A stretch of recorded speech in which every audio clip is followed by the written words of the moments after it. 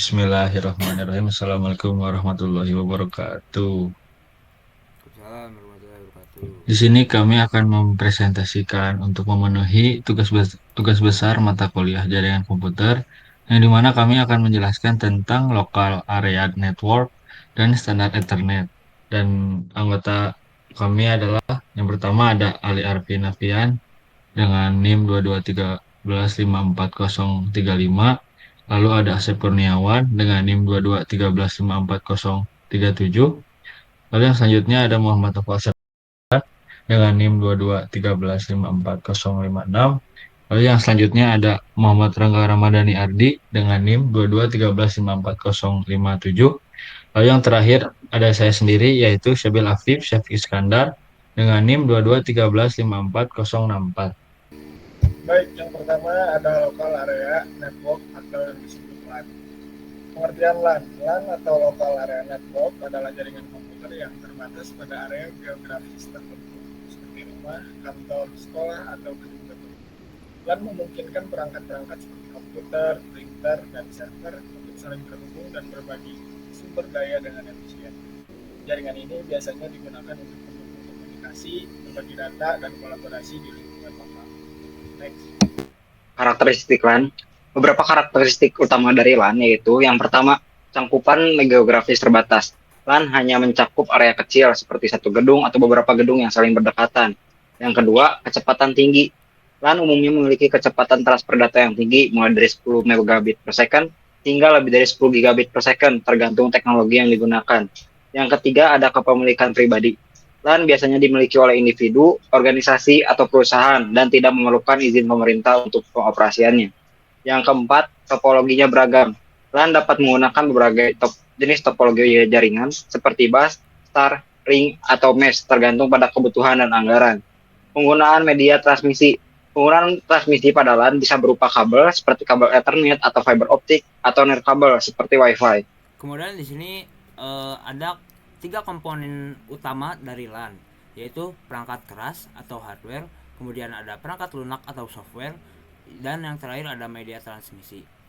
Untuk perangkat keras atau hardware itu ada komputer atau klien, yaitu perangkat pengguna akhir yang terhubung ke jaringan. Kemudian ada server, yaitu perangkat yang menyediakan layanan dan sumber daya kepada klien di jaringan. Kemudian ada switch, yaitu perangkat yang menghubungkan berbagai perangkat di LAN dan mengelola lalu lintas data antar perangkat. Kemudian ada router, yaitu digunakan untuk menghubungkan LAN ke jaringan lain seperti WAN atau internet. Lalu ada access point, yaitu perangkat yang memungkinkan konektivitas nirkabel. Dan terakhir ada kabel jaringan atau media fisik untuk transmisi data dalam LAN kabel seperti kabel OTP atau fiber optik. Kemudian yang berikutnya ada perangkat lunak. Ya, pada perangkat lunak ini terdapat sistem operasi jaringan yang contohnya adalah Windows Server, Linux atau Unix yang mengelola komunikasi di jaringan.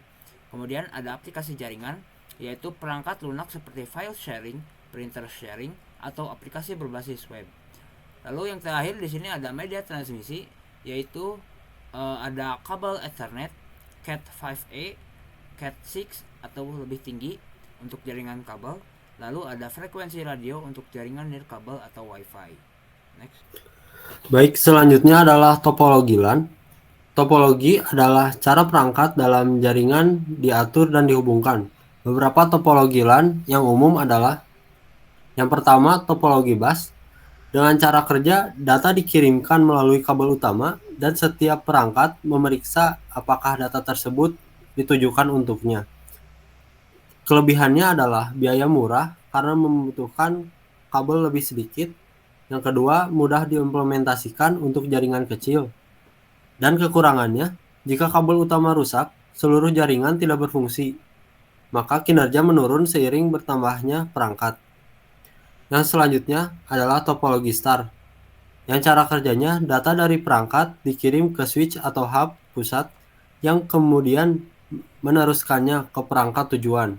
Kelebihannya adalah mudah untuk mengidentifikasi dan memperbaiki perangkat yang rusak.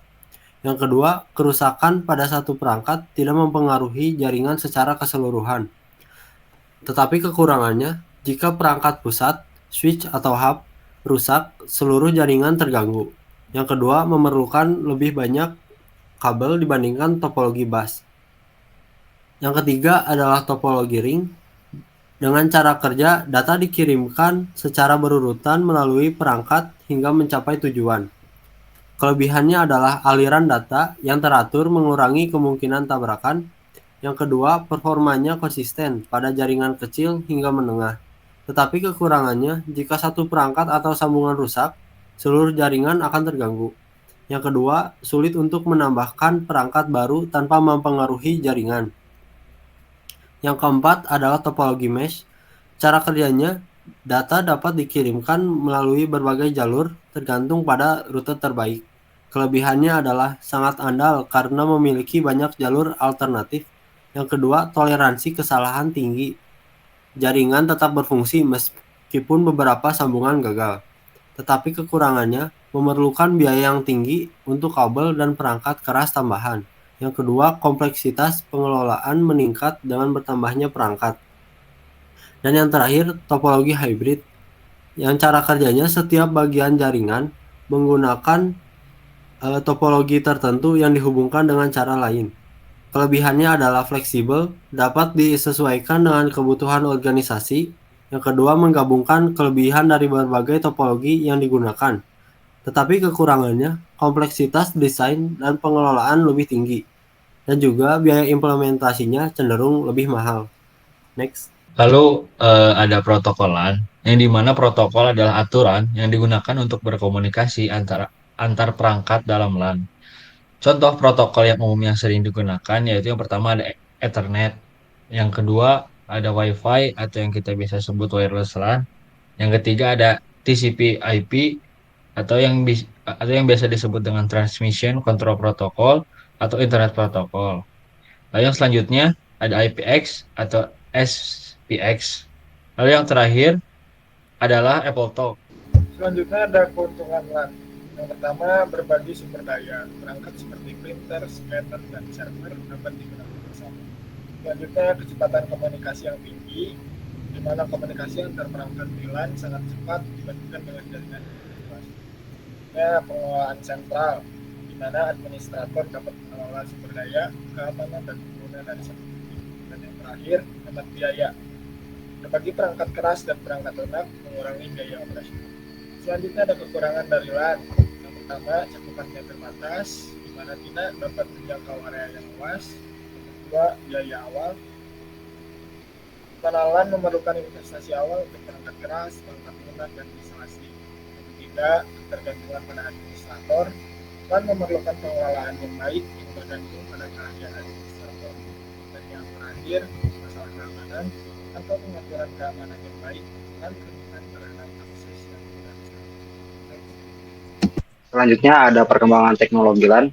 Yang pertama ada Ethernet, mengalami perkembangan dari 10 megabit per second ke 100 megabit per second hingga 10 gigabit per second dan lebih tinggi. Yang kedua untuk wireless, perkembangan dari standar 802.11b ke 802.11ax. Terus selanjutnya ada virtual LAN, itu membagi satu LAN fisik menjadi beberapa LAN logis untuk meningkatkan keamanan dan efisiensi. Selanjutnya, yang terakhir software defined networking, itu pendekatan baru untuk memisahkan perangkat keras jaringan dari pengelolaan perangkat lunak. Lalu kita masuk ke standar Ethernet. Ethernet adalah salah satu teknologi jaringan komputer yang paling populer dan banyak digunakan di dunia. Teknologi ini mendefinisikan standar komunikasi data pada jaringan lokal atau local area network atau LAN. Ethernet pertama kali dikembangkan oleh Xerox pada tahun 1970-an dan pada sejak itu terus berkembang menjadi standar jaringan yang dominan. Berikut adalah pembahasan yang komprehensif tentang standar Ethernet, mencakup sejarah, komponen utama, jenis standar, dan implementasi teknis. Selanjutnya adalah sejarah Ethernet. Ethernet diciptakan oleh Robert Metcalfe dan timnya di Xerox PARC pada tahun 1973. Pada awalnya, Ethernet dirancang untuk menghubungkan beberapa komputer dalam satu lokasi fisik menggunakan kabel koaksial. Next. dari yang tadi sudah dijelaskan ada sejarahnya, lalu yang selanjutnya ada komponen utama dari Ethernet tersendiri. Ethernet Ethernet eh, ada beberapa bagian komponen utama yang berperan sebagai pengoperasiannya. Yang pertama ada media transmisi dengan jenis kabelnya. Yang pertama ada koaksial, yang kedua ada twisted pair atau UTP dan STP. Lalu yang ketiga itu ada fiber optik. Dan di sini ada beberapa bentuk konfigurasi dari jenis media transmisinya. Next. Lalu komponen yang kedua ada perangkat Ethernet, ada NIC atau Network Interface Card, yang kedua ada switch, yang ketiga ada hub, yang keempat ada router. Lalu komponen yang ketiga ada frame Ethernet. Frame Ethernet adalah unit dasar komunikasi data di jaringan Ethernet. Komponen frame meliputi preamble, destination, MAC address, source MAC address, type atau line, payload, selanjutnya frame check, sequence atau F-space. Next. Berikut ada beberapa standar Ethernet. ETPRI 802.3 adalah standar resmi Ethernet yang terus diperbarui untuk mendukung teknologi baru. Berikut adalah beberapa versi standar Ethernet. Untuk Ethernet klasik itu ada 10 BASE 5, 10 BASE 2, dan 10 BASE T. Sedangkan untuk Fast Ethernet dengan kecepatan 100 megabit per second itu ada standarnya 100 BASE TX dan 100 BASE FX. Untuk gigabit Ethernet di 1 gigabit per second itu ada 1000 BASE T dan 1000 BASE SX LX. Untuk 10 gigabit Ethernet standar yang digunakan itu 10 GBAS ET dan 10 GBAS SR, LR, dan ER. Untuk Ethernet berkecepatan tinggi ada 25 GBAS ET, 40 GBAS SR4 dan LR4, 100 GBAS LR4, dan 400 GB Ethernet. Kemudian ada protokol dan teknologi pendukung. Ethernet sering digunakan bersama protokol jaringan lain seperti TCP/IP atau protokol komunikasi internet. Lalu ada VLAN, yaitu virtual LAN untuk memungkinkan segmentasi jaringan pada layer 2. Lalu ada PoE atau Power over Ethernet, yaitu untuk mengirimkan daya listrik melalui kabel Ethernet untuk perangkat seperti kamera IP dan access point. Lalu ada Ether Channel, yaitu untuk menggabungkan beberapa link Ethernet untuk meningkatkan throughput. Selanjutnya adalah implementasi dari Ethernet. Implementasi Internet memerlukan perencanaan topologi jaringan, pemilihan perangkat, dan konfigurasi yang sesuai. Berikut adalah langkah-langkah umum. Yang pertama adalah desain topologi jaringan dengan cara memilih topologi star, tree, atau hybrid sesuai kebutuhan. Lalu menggunakan switch yang mendukung kebutuhan bandwidth.